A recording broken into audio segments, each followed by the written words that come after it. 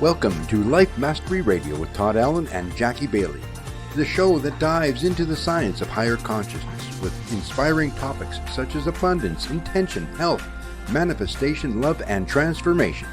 Join Todd, Jackie, and their guests of leading authors, speakers, coaches, and entrepreneurs weekly at 10 a.m. Pacific.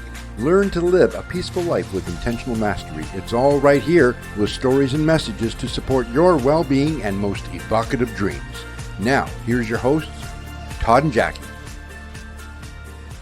Hey, it's another groovy day, and most of you know, but I'm going to tell you anyway. That's because I make it that way. When I get up in the morning, before my feet hit the ground, I already decide it's going to be a groovy day, and guess what? It turns out that way. It turns into the grooviest day.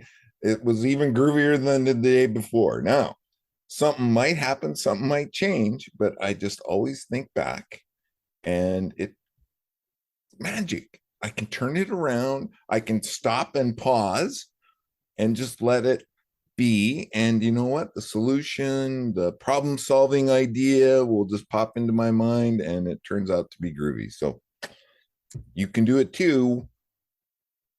Try it. You'll like it. Mikey does. Mikey like life cereal. You can like this too. Start your day. And you can pick any word. It could be anything you want.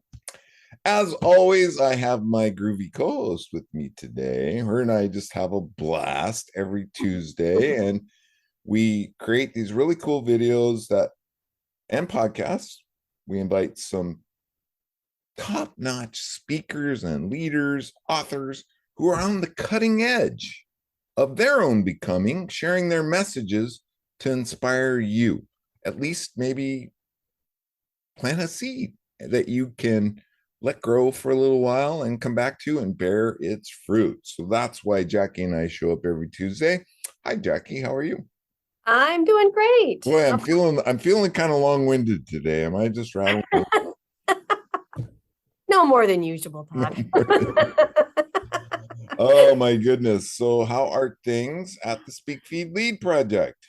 Oh, we just keep on chugging along here in our little train of life. And we've got classes open now for all of our courses. Some are starting this week, some are starting next week, some are starting a little further down into October. So there is no excuse. You need to get your children, your teen, yourself into one of our courses if you want to have a more powerful voice out in the world, or if you want your children to as well. We've got a summit coming up on October 26th, where several of our students are going to be speaking on the Health, Wealth, and Wisdom Summit for parents. And we're excited about that and all of the messages they're going to be bringing to the world. Your kids are being exposed to international stages, right? They are. They're worldwide, and it is. Can you imagine being a kid speaking to a worldwide audience? I just can't imagine what that would be like. It's really cool. That is one of the benefits of the pandemic. And our guest is going to talk a little bit about how Zoom impacted his ability to write the book he did today as well. But being able to speak on these virtual stages is what's allowing them to do this, because before the pandemic, I had to think, how would I get these kids around the country to speak on these stages, to have opportunities to speak? And it was a little bit beyond what our capabilities were at that time. And so all of a sudden we have this pandemic that keeps us all at home. We figure out how to still communicate and connect with each other. And boom, so many people start having these summits. In fact, there's probably 10 summits a week that I personally could attend if I wanted to. And so there's lots of stages out there for anybody who wants to speak about just about any subject. Well, I was going to say that too, because the speeches that these kids are delivering in the presentation, I should call it a presentation because it's probably not a speech. Not always. But these topics aren't coordinated, I guess was the point I was getting at. These are things that are important to them, and you teach them how to speak from their heart about these things and portray a message that impacts people. Yeah, I mean, like this summit, the Health, Wealth, and Wisdom Summit. I send out an email to my kids. I call them my students, but I call them my kids. And I'll say, here's the summit coming up. Who wants to speak on this? Who wants to take part? and I will have them step forward and go, yeah, I have a story. I have something I could tell about how to be healthy. I could tell a story about what real wealth is. It's not just about having money. It's about having a healthy body. It's about having a healthy mind. It's about taking care of yourself and being part of a time management system that allows you to get everything done and not feel stressed out. These are kids that are coming to me saying this. And so then they personally get together with me and I say, okay, so what are the stories that you can tell about what you want to talk about?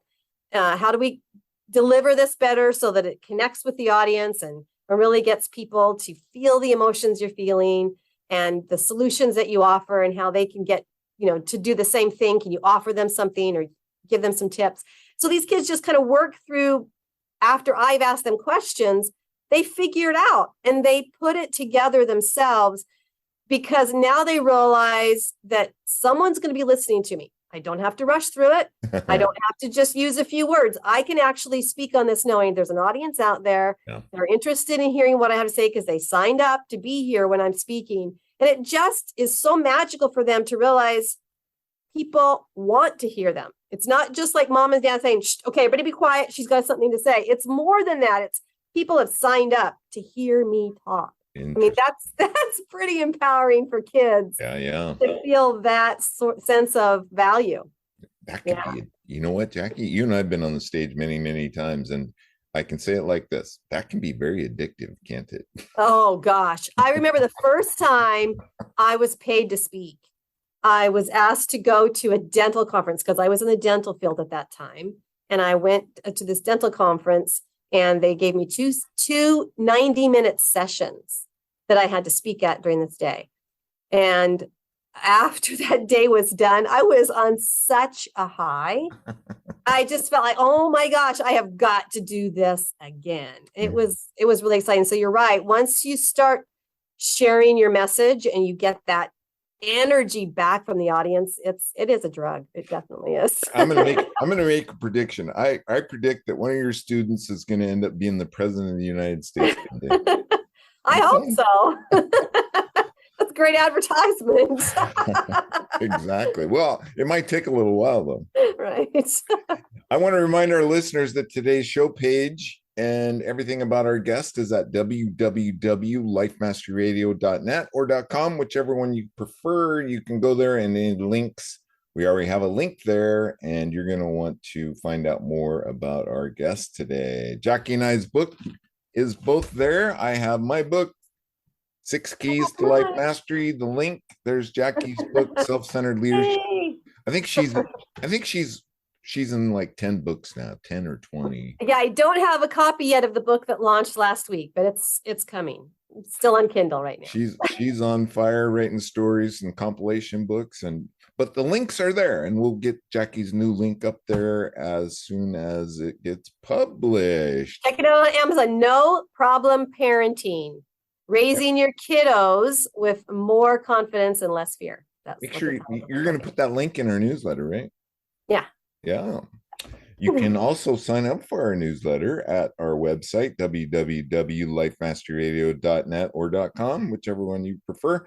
And Jackie creates a nice newsletter that goes out once a week. It highlights who's been on the show, who's coming on the show, and of course, her blog post about the guests that we just had on the show. So it's very informative. That's all we use that email for, is to send you that newsletter to keep you up to date on Life Mastery Radio. And our guests are really cool guests on the cutting edge of their own becoming, here to inspire you and plant some seeds. I'm working on that, Jackie. I'm working on that tagline. But I think that we have cleaned house enough so far. So I think today this guest is yours. So that means It's down to business. You get to introduce him. So take it away, Jackie. And it's exciting day as we're talking about books. This is the official launch day. Yeah, that's pretty cool. Book, and he's here on our show today. What a celebration. I should have had some balloons or something. I'm feeling kind of special. Yes, absolutely. Well, today you get to hear from Howard Brown. Howard is an author, as I just mentioned. His book is launched today. He's a Silicon Valley entrepreneur, an interfaith peacemaker, two-time stage 4 cancer survivor, and now a healthcare advocate. He is the author of his new book, Shining Brightly, a memoir of resilience and hope. Whoop, whoop. Howard has become a nationally known patient advocate and cancer whisperer to many families. For more than 3 decades, Howard's business innovations, leadership principles, mentoring, and his resilience in beating cancer against long odds have made him a sought-after speaker and consultant for businesses, nonprofits, congregations, and community groups. He was a pioneer in helping to launch a series of startups and co-founded two social networks. His hard-earned wisdom about resilience has led him to shine brightly, and we are going to be talking a lot about how you do that today through any challenge you face. Please welcome Howard Brown. Woo-hoo! Welcome and congratulations on your book. It's an exciting time and I'm spending it with you and I'm thrilled. Good morning, good afternoon, good evening to your audience, wherever you are. Big fan of Life Mastery Radio. This is just, thanks for having me. It's exciting times and thrilled to be here with you. We are delighted and excited. Yeah, we're delighted, excited, and ignited that you're here too. So give us a little background, Howard. I mean, you're especially, it's so inspiring when somebody overcomes adversity, and you did it twice. And maybe highlight those couple of stories, or briefly let us know about that, because that is truly an accomplishment that other people need to hear about, right? Well, you can keep things private, and I respect that. Whenever you hear, if you heard the C word, even 10 or 20 years ago, you actually thought death. And unfortunately, in the stage 4 cancer world, we still hear that. But I shared my story broadly, widely, as a point of inspiration. Now, did I share every detail of my sickness, my depression, my steroid anger? Absolutely not. Everyone has enough to deal with on their own. But I feel, as we talked in our green room, blessed, grateful and lucky here to be able to spend time with you today and then to share with others. And it's very hard to do the quick summary, but I'll do that for our audience right now. But at age 23, I was knocked down, and we all get knocked down in life, right? So whether it's divorce, it could be addiction, it could be job loss, it could be bullying. There's so many ways to get knocked down in this life, and cancer knocked me down to my core, not once, twice. And at age 23, when you're told to get your affairs in order because you have stage 4 non-Hodgkin's lymphoma, and it's very aggressive, and I kept failing chemotherapies, I had no idea if I was going to make it or not.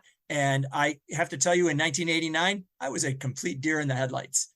I had no clue. I was a strong young man, athletic. My career was booming. I just got promoted, and I just got cut down.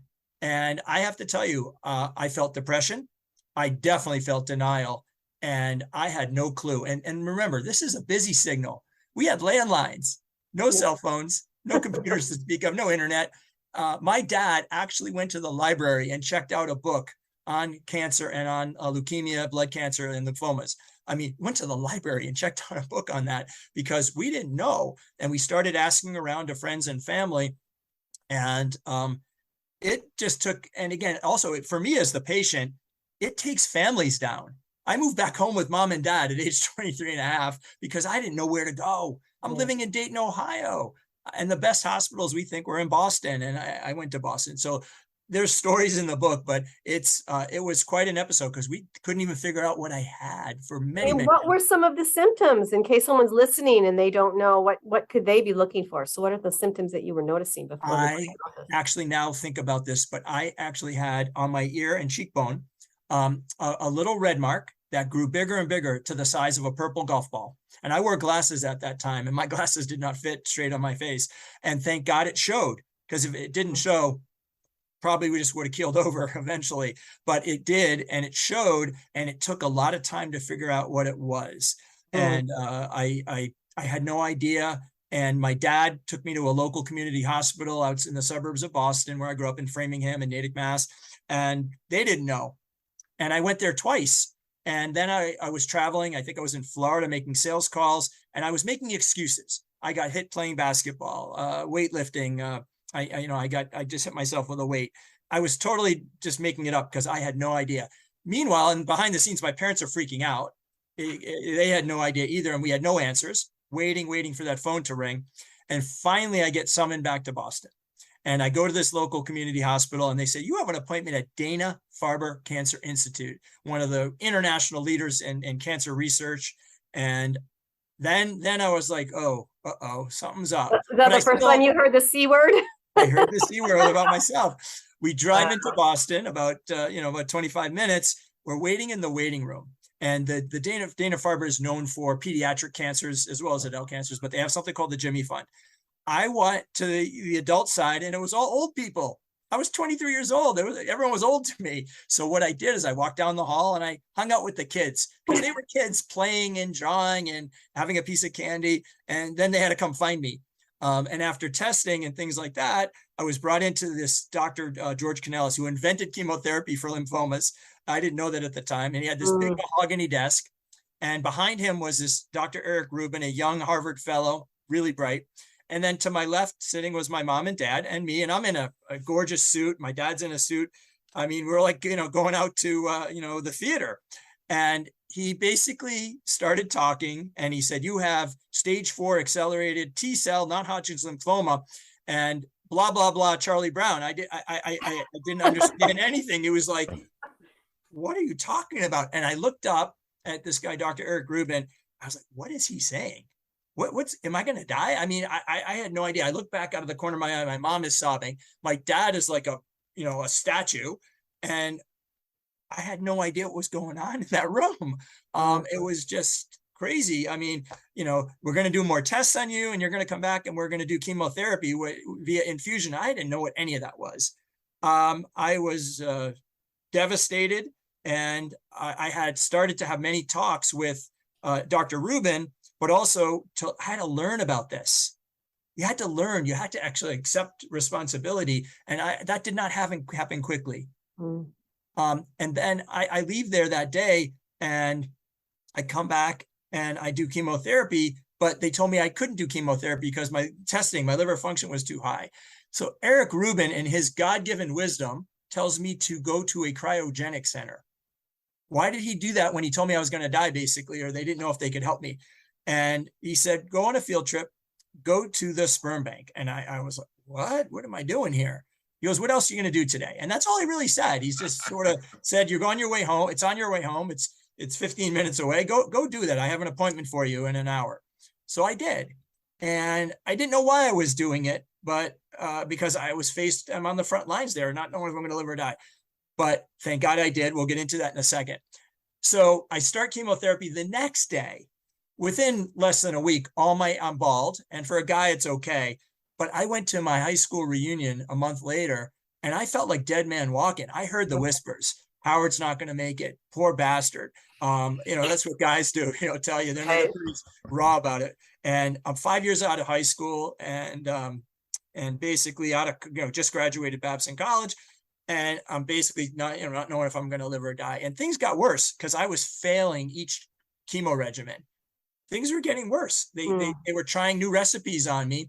And, my lay explanation of cancer is it's something called mismatch repair. Your cells reduplicate, billions of them. And I call it making a batch of brownies. You want to make the best batch of brownies you can and you reduplicate them. And if you make a rogue set of brownies that are burnt or taste bad, that's actually the cancer. And so I had a lot of bad batches of brownies going on here. They couldn't figure it out. My immune system couldn't conquer it. And I started to learn. I started to do blood transfusions. And the only hope we got was at the end of February, entering 1990, was that my twin sister, again, a miracle. My mom had twins. My twin sister, CJ Brown Gingras, 5 minutes older. There was a reason, right? She typed for bone marrow transplantation, which was fairly new back then, but not completely new. And she was an exact match. Wow. Incredible. Just wow, Howard, that is just amazing that your sister, well, it goes to show she's your twin. Were you guys fraternal twins or? Well, we have to be. I Can't mean, be identical, girl, boy, right? right. Okay.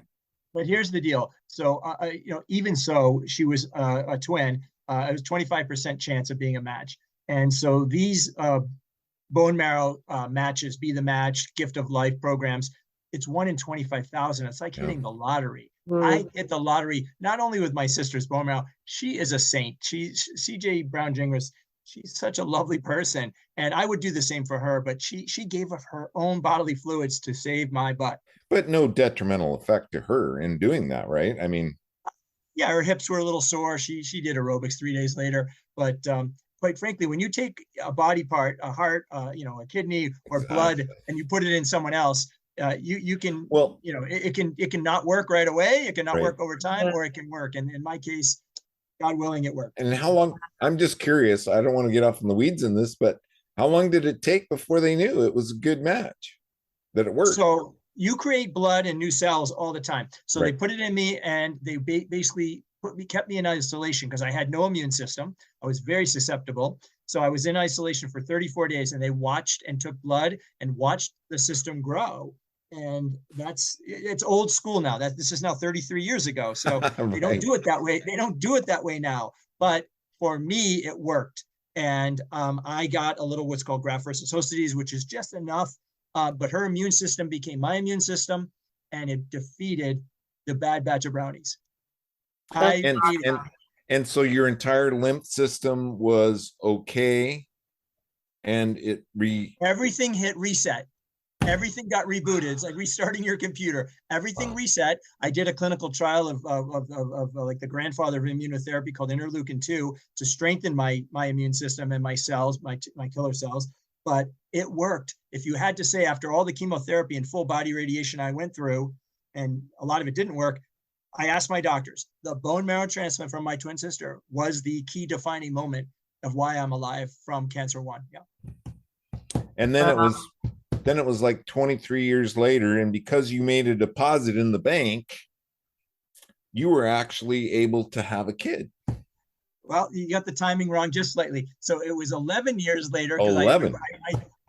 After I got better, and they check you for every quarter for 2 years and then 1 year, and they keep tabs on you. After 5 years, that's considered remission. They'll never say the word cure, but it's remission. So I actually moved out to California. I needed the sun, the beach, the waves, and I needed to start anew. I basically was putting Humpty Dumpty version 1.0 back together again. I was 136 pounds. I was bald. I needed to get my career, my confidence back. I needed to get back to my happy place of playing basketball the first time. And I moved to California, Southern California. And I went back to work, and I was working very hard at putting myself back together, recovering emotionally, physically, financially, money in the bank, and building new relationships and building my confidence. And that's called survivorship.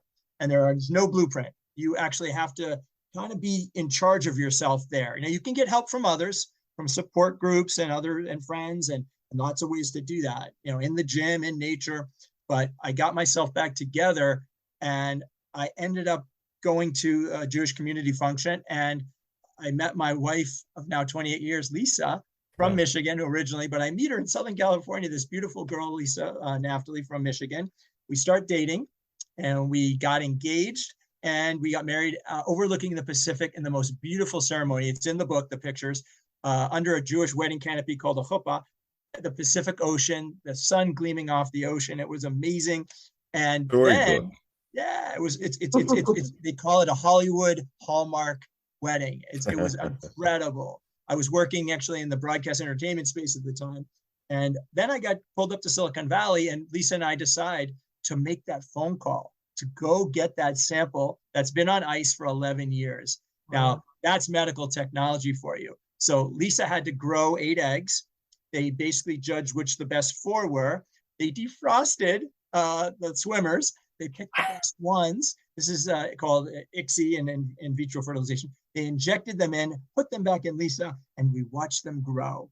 And one became this amazing, beautiful daughter, Emily, healthy baby girl born on August 20th, 2001.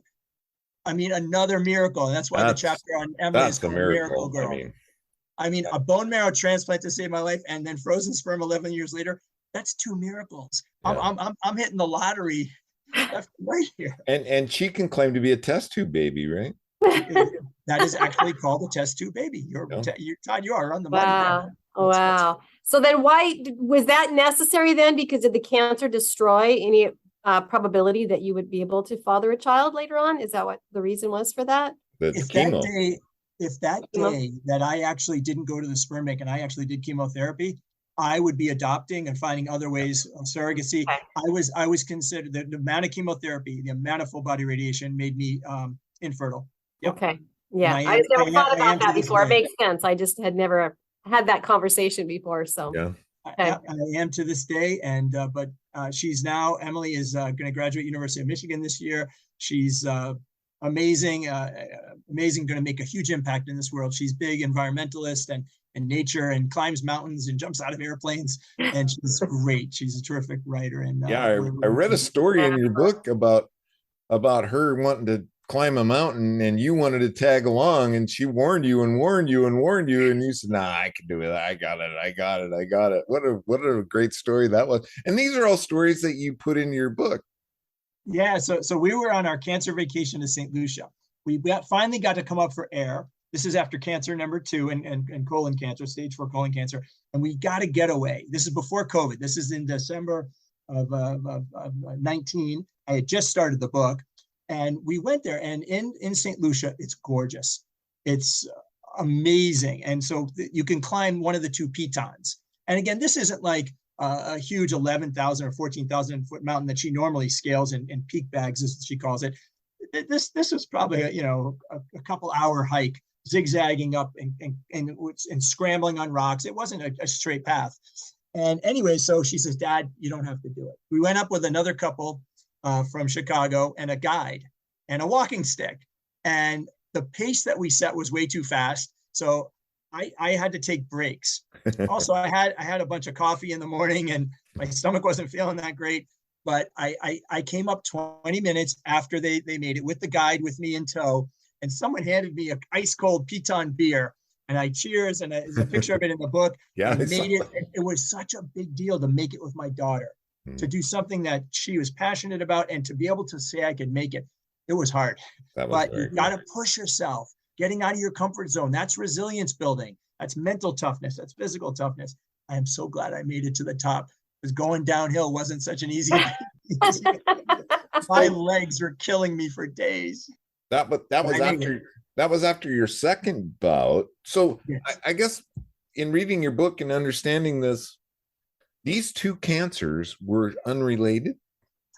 So not exactly. Again, what they're learning now is that folks that had as much chemotherapy and radiation with me, and they didn't know it at the time, they were trying to save my life in 1990 and 91. And I ended up, if I would have got screened for colorectal cancer, this is a big warning to our audience, go get your colonoscopy or go to get a Cologuard test or a FIT test.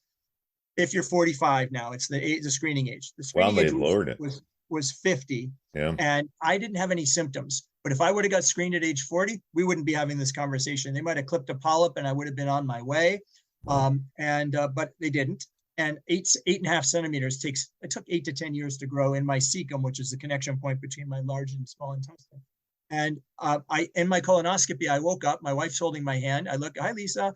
And I look at Dr. Phil and I say, "Doctor, is everything good? I'm in great shape. Everything's good. I feel good." He said, "No, I found something pretty high up. And when I find something, I mark it. I take a piece of it to go to pathology, and it's usually really bad news." Well, it was bad news. Stage 3 colorectal cancer, specifically colon cancer. Within 10 days, I had 13.5 inches of my colon plus margin plus lymph nodes removed. A few weeks later, I had a chemo port put in, which I still have for surveillance. And then I waited an extra couple weeks because my daughter had national championship soccer tournament in Texas that I wanted to go. And I started chemotherapy. And unfortunately, I failed the chemotherapy, the first line of chemotherapy. Wow. And it didn't work. And the cancer grew outside of my colon. I had another colon resection in March of that 17. And then I did a clinical trial. That didn't work. And I'm down at the soccer national championships in Dallas, and I'm feeling pretty bad. And I can feel things in my rib cage. And my wife calls my doctor, Dr. Rich Zeckman here at Beaumont Hospital, my oncologist, and he says, go over. I have an appointment for you now over at Baylor Hospital in Dallas, about 45 minutes. I said, no, I got to watch the soccer. I said, I'll get over there in a couple hours. And this other soccer mom who was a former nurse and another soccer mom, they took me over there. And this hospital didn't have an emergency room. I was like the only patient. They thought it was my gallbladder. They did an ultrasound, they did a CAT scan, and they did all these blood tests right away. I was like, the big patient there. And I called back, they took me back. I got some lunch. I wasn't feeling great. I called to get my results, and you're supposed to give your patient results. It's your right. They said, call your doctor. Yeah. So I called my Dr. Zeckman, and he basically said, you got to get home. I said, wait a second. We have the semifinals. It's Saturday and Sunday. What are they going to do? He goes, you got to get home. Things are bad. You are now metastatic stage 4. It's spread to your liver, your stomach lining called peritoneum momentum, and your bowel. He goes, things got really worse. And I didn't want my daughter's, I didn't say a word to her. She said she knew. I didn't say anything except for a few of the team moms. And I flew back on Sunday night and went to Monday to Carmanis Cancer Hospital. They took me off the clinical trial. They confirmed I was stage 4 metastatic. And being 53 years old, again, told to get my affairs in order, that I had less than a year to live without chemotherapy. And that this time I'm a dad, and I'm like, I'm not going to see my daughter graduate high school. I'm not going to watch her grow up. And I asked the doctor there at that time, I said, I know I'm not supposed to do this, but I'm going to Google it. What are my chances? He's like, single digits, 4% chance of living 12 to 18 months. He goes, but they're going to try stuff. And I said, really? I said, what are my chances? And he wouldn't answer me. But then he said, rarely do people survive this. And I sat there in a room by myself, and again, although I was a Marine on a mission and I had cancer before, when you hear those devastating words, you gotta, you get knocked down. I mean, I was to my core beaten down. The next day I go to my main oncologist, and my wife is on my left. My twin sister, saved my life, is on my right. My mom is on FaceTime.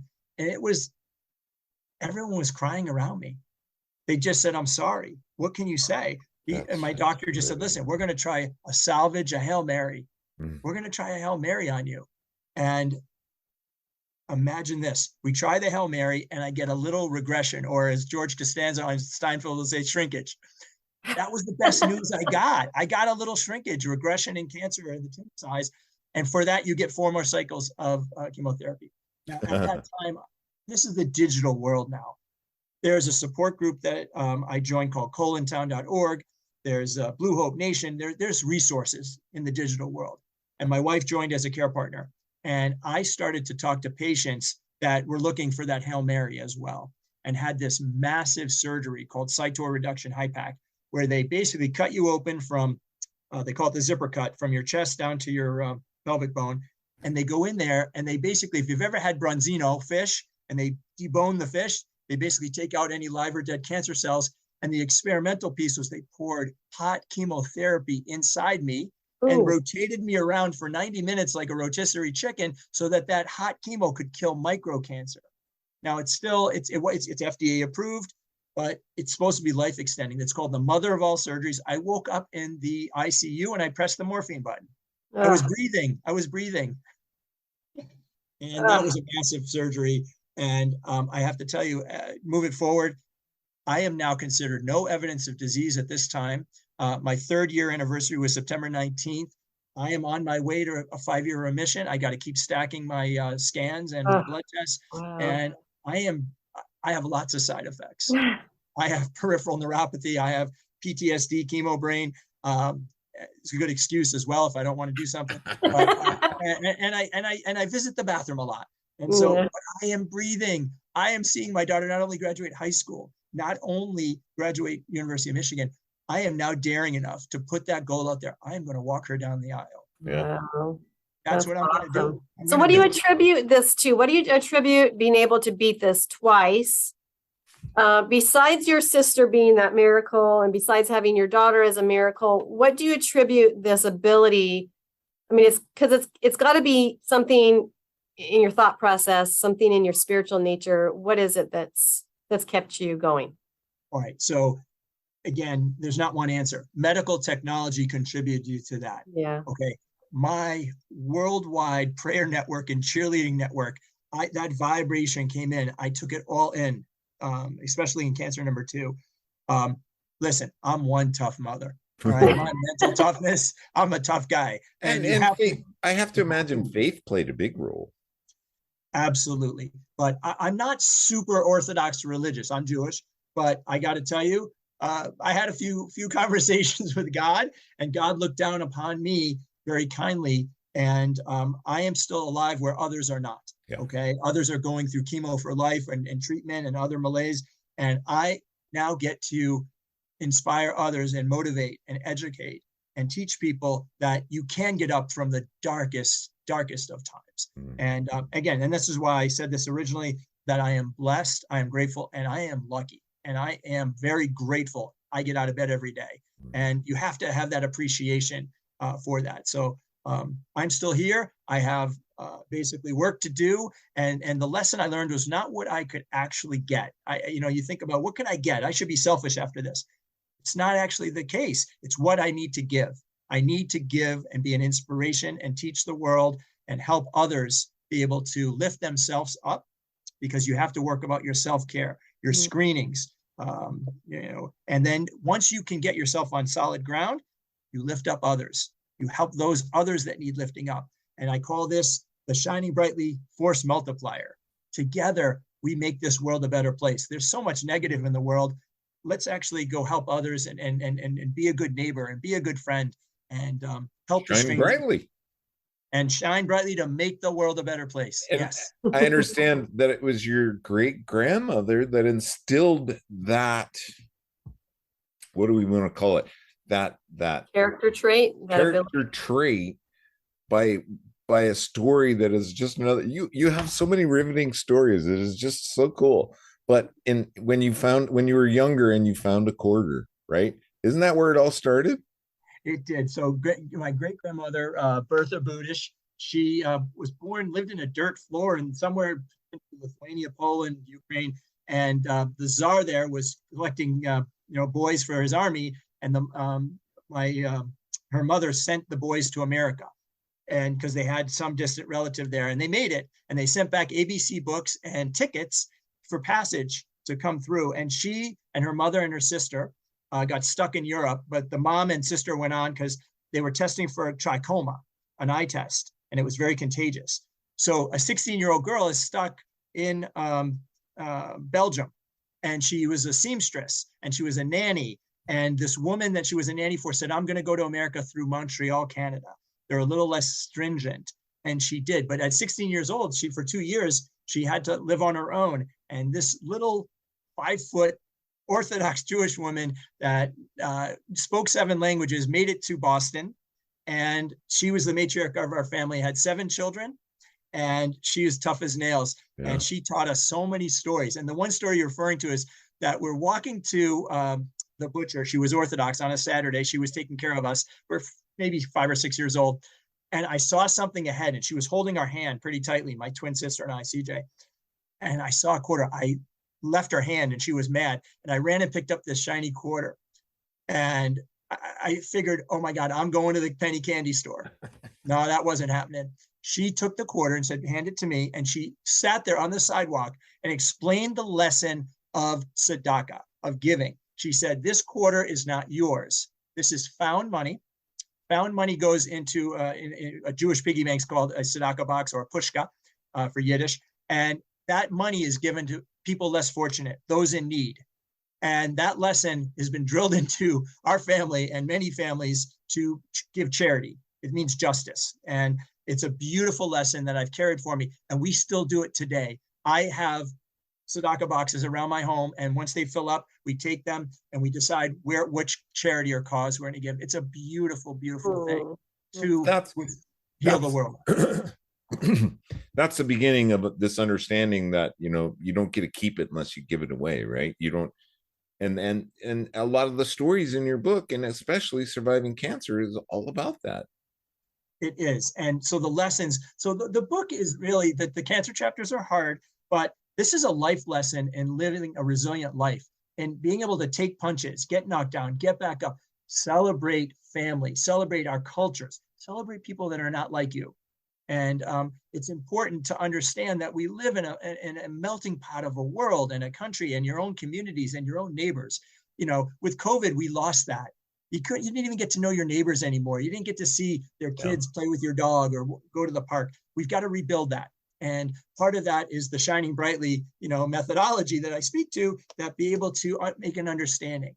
Because I want to go through the rest of the years that I have of understanding others and leading with kindness. That's the life that I want to be remembered for. And this legacy of a book is a blueprint for others to do that in their own way. Wow. That's amazing. It is amazing, Howard. I'm so glad you're okay. I'm so glad you have survived cancer twice and that you're here today to share your message with us and doing so much good in the world. I really appreciate that. Yeah. Glad that you were able to be on our show today. Can I make one last remark, Jackie? Absolutely. All right, We so have about 10 minutes left. There he is. Okay. So we're gonna do this. We're gonna do this. I want to shine brightly with you today because you're giving me this platform and stage to share together. You do beautiful things with the Speak Feed Lead project. I've heard the kids on the weakness of kindness and gratitude. Oh my God, they just knock your socks off with these nuggets of wisdom, beyond their years. And you work with them, Jackie. So it's a great thing. But I want to shine brightly with you today because the book ends on a high note. All right. So we have to have hope in this world. If you don't have hope, it gets very dark. It can get depressive. Bad things can happen. Hope is the currency, and sharing hope is that currency, like sharing a hug, which we couldn't do during COVID. We're starting to get back to that. Sharing love, sharing a meal, buying someone a cup of coffee, and a random act of kindness. That is what hope is, what the fuel that gets us all through and makes us all a better place. So that's the shining message, is sharing hope. That's what we're going to do. We still have a couple of minutes left, unless Jackie has to go. Are you on a tight schedule, Jackie? Not too tight, but okay. And Howard, you're okay? Because I'm great. Yeah. So we didn't get to talk about it. You have some amazing stories, and I'm just blown away. And there's even more of the book that I could read. The stories just keep going. They're riveting. They really are. You did a nice job. But tell us about the process of creating this book, because that is kind of a cool way to do it. I think that in itself is inspiring for others to do it the exact same way. I mean, tell us the story. You just got to tell us. So technology has played a significant impact in my life. I'm a Babson College, technology entrepreneur through Silicon Valley and IPOs, and now we're using Zoom as technology today. My editor, David Crum, who's a dear friend of mine, and he thought he was saying goodbye to me. He asked me out for coffee and a bagel, and or lunch, and that lunch turned into a couple hours. And he said, "Let's leave your legacy." And I was telling him stories, and he had topics on a napkin, and I was going to the bathroom quite a bit, and he said, "We already have like 10 things to pursue." And he said, "Do you want to write a book?" And I said, "I'll get back to you." And so I called him a few days later. I slept on it, and I said, "I have one request, and I'll write a book." And he said, "Only one?" I said, "Just one." I said, "I know that I am not a great writer. I know that grammar and punctuation, they're optional for me, but I'm a good speaker." I said, "If you will allow me to use Zoom and bring together the most influential family members, mentors, business people that impacted my life, and we can record them, and those recordings can become transcripts, and the transcripts can become chapters, and then we can put together a manuscript.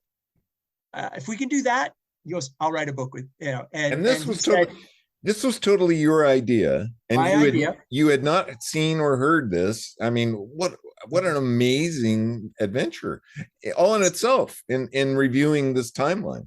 Right. So he said to me, "I'll get back to you. We've never done that before."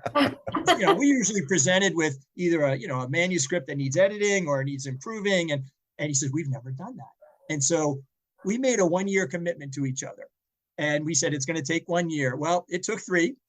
And I've done over 239 recordings with David every Wednesday and more. But we invited over 158 people into these sessions. Now, the reason the book is interesting is that I'm sort of the MC and the maestro of the chapters because there's many voices. So I'm not just talking at the reader, we're actually having discussions. And when you bring on your camp counselors that you haven't seen in 40 years, you don't remember everything exactly. So we were debating, did it happen this way? And when you talk to your doctors and from 33 years ago, we're trying to remember. When you bring on family members don't always agree. Did it happen this way? The stories evolve, they change. Yeah.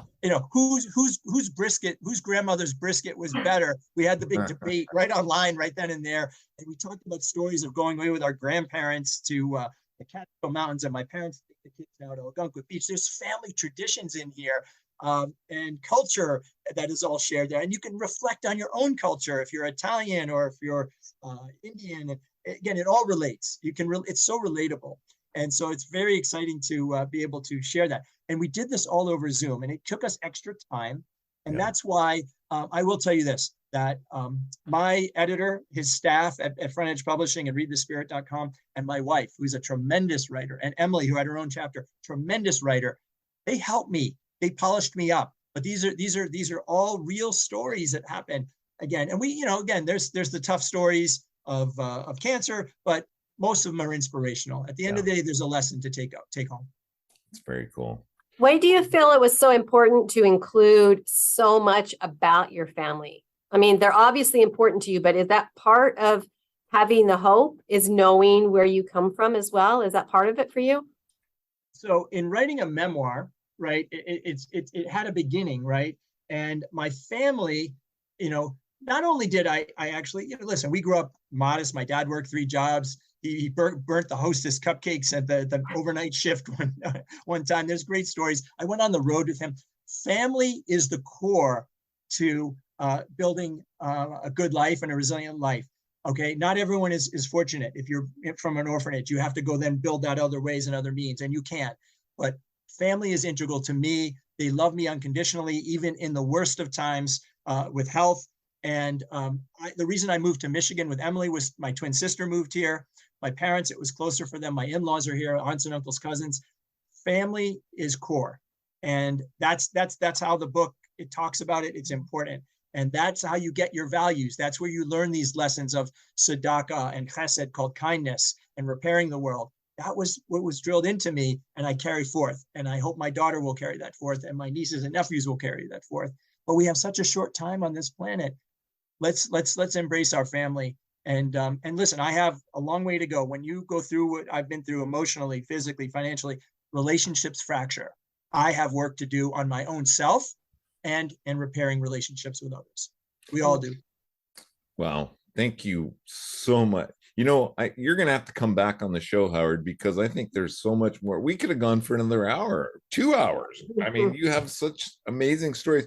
But one last question. Do you think you have another book in you?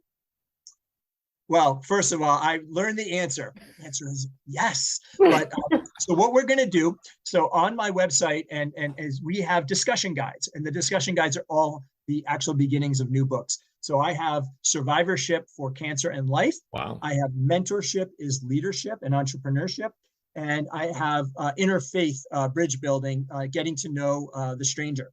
And these are all discussion guides. And I have about 16 questions, and I leave 2 blank for the reader to fill those in themselves. And I will have Shining Brightly on Mentorship, Shining Brightly. They'll be probably shorter books. Wow. Shining Brightly on Survivorship. And these will be compilations. It's part of a series, and we've already started. We have basic frameworks on those. And so I am going to bring on additional books. They won't be 300 pages with 62 pictures, but they will be books that actually even go further in building a resilient and hopeful life. I'm sensing Jackie's going to be headed your way with a chapter or a story or something. She's been on a roll, and I know she has some great stories too. And she has her own resilient stories, and she's amazing. And I would come back whenever you'll have me. It's just so exciting, and as I said, I love the program. I'm now a big fan, and I'm watching each week as well. And thank you, cool. Thank you for having me on a very special day, showing up as you and being you, and sharing some amazing stories. Because you're right, there was a time when this would all been a secret, right? It would have not been out in the open and out in the public. So thanks again. And Todd and Jackie, you said we started being groovy. Just groovy today to be with you on my launch day of the book. So to have me on this special day, I'm grateful for you. That's about all we have time for today. Jackie, any last, I mean, this was a cool show. You know what? You and I always have a cool show. I don't know how much more cooler we could do a show. Well, this message is so important because whether it's cancer or whether it's a lost job or whether it's relatives that you lost through the pandemic, so I think everybody has had some trauma. Everybody has had to practice skills and resiliency. So this is a message that is appropriate for our time for every single person. Yeah. Thank you, Howard, for bringing it forward. Really appreciate it. And congratulations. Today is your launch day. That's exciting. Yay, that's very cool. Like I said, that's about all we have time for today. I hope you enjoyed the show. I hope you'll tell a friend about the show. Let them know, that Jackie and Todd, they have these cool guests. They have a cool show. They have cool questions, and it's just inspiring topics for you to use on your very own life mastery journey. Lastly, check out the Shining Brightly book. And I mean, there's some inspiring stories. And please, please, please make it a great day because it's all about choice. Bye-bye for now. Bye, everybody. Thank you for tuning in to Life Mastery Radio. Join Todd Allen and Jackie Bailey and their guests of leading authors, speakers, coaches, and entrepreneurs weekly at 10 a.m. Pacific. Learn to live a peaceful life with intentional mastery through stories and messages to support your well-being and most evocative dreams. Visit their website, www.lifemasteryradio.com. Join their mailing list and be notified about upcoming guests. That's lifemasteryradio.com.